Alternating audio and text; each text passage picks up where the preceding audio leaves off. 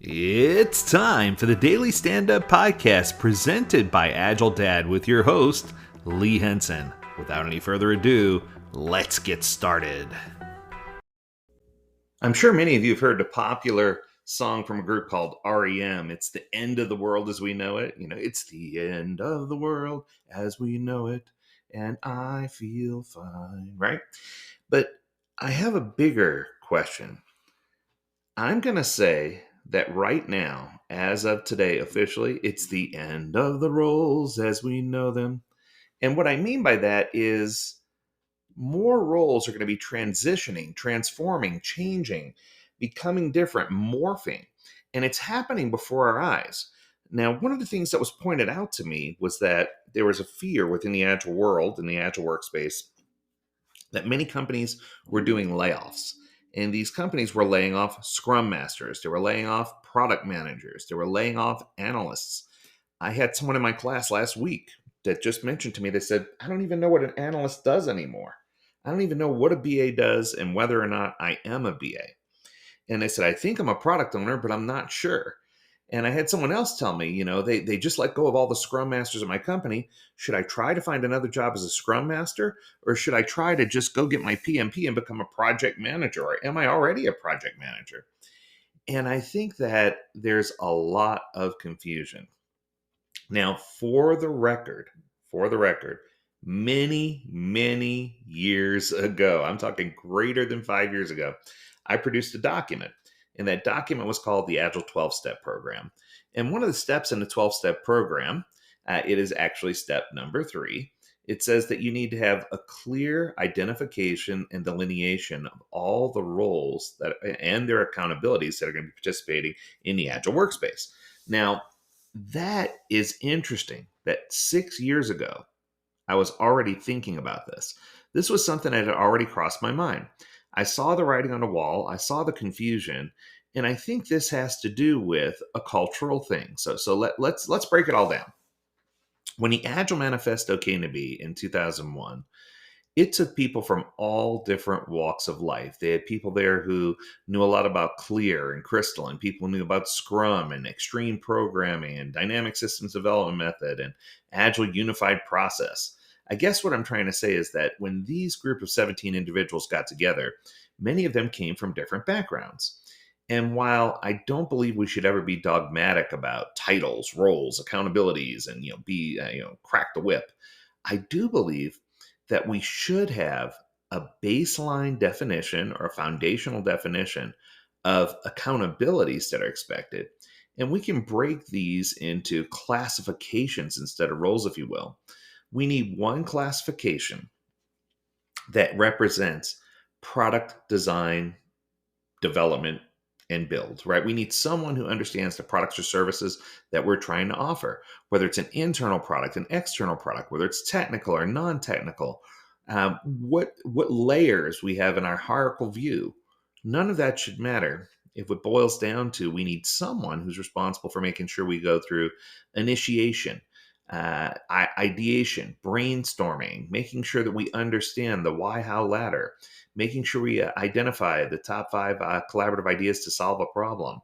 And I think that if we have those types of people, whether we're looking at customer centricity or human centered design, we need someone who understands implicitly the wants, needs, whims, and desires of the consumer, someone who understands strategically what direction we're trying to go as a company, and someone who understands, if it's technical product, technological feasibility to make sure that happens.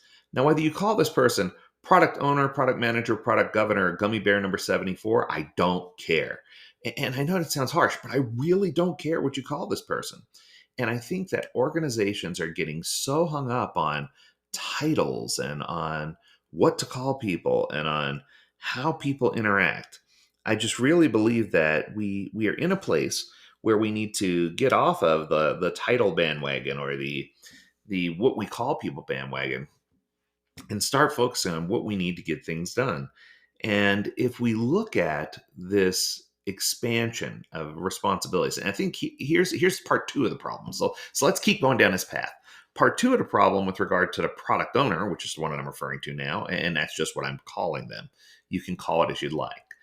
this person who's responsible for bringing products or services to market, as the needs of the world shift, as priorities shift, as the needs of individuals shift, as the needs of organizations shift, the accountabilities and responsibilities of this individual also shift. So instead of trying to reinvent what these people's titles are, we should be formulating what the most important things these people do, their accountabilities are. And we need to wrap around and focus on those accountabilities. The same is true with Scrum Master. I don't care if you call it a Scrum Master, an Agile Project Manager, a Scrum Overlord, Scrum Vader. I don't care what you call it, a Scrum Lord. I don't care what you call this person. All I care about is that you have someone in place who is responsible for making certain that the team is empowered, that they have every tool that they need to be successful, that they're running interference and making sure that they're helping the team avoid shoulder taps, and that they are forming this layer or this level where they can help the team resolve major issues, they can provide them with the tools they need to resolve minor issues, and that they can be a force for good inside of the organization and help organizations be successful. What you call this person, once again, I don't care. And then, of course, you need team members who are going to design and build and create whatever it is that our whimsy is. And these three sets, these classifications, have not changed since the beginning of the time with hunters and gatherers. These three things have been around forever, right? And I think that if we boil it all down to its simplest form and take a step back and look at the Agile 12-step program that I created several years ago and look at step number 3, it doesn't say, and you must call them alpha, beta, whatever, chi, right? It doesn't say that. What it says is, do you have a clear identification, delineation, and understanding of all the roles and accountabilities? And that is the question. And I think that in this day and age, what I'm discovering is that there's so many different influences from the outside that could impact or affect what we call these roles and accountabilities that we've gotten lost. We've gotten lost in the weeds. We've gone into the deep end, and we're throwing out and saying, I'm giving up on Scrum Masters. I'm going with Agile Project Managers now. You're not giving up on Scrum Masters. You're saying that there needs to be a shift in those accountabilities. And if that requires you to eliminate a role and create a new one, so be it. But in most organizations, there's a lot of overhead in doing so. So my advice today is for everyone listening, take inventory of not just the responsibilities you are hired to do, but the accountabilities of what you actually do. Make a list of those. Make a list of expectations and accountabilities for the other roles, and make sure you have coverage for those accountabilities. And don't focus so much on what you call people, but to redirect your attention on what people are actually going to be accountable for doing.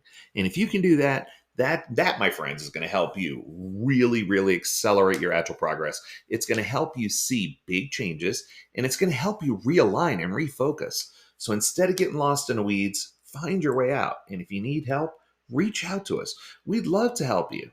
We would love to get you right on track, get you the tools you need, get you the training you need, get you certification or coaching, whatever it is you need. The majority of the things on our website are completely free.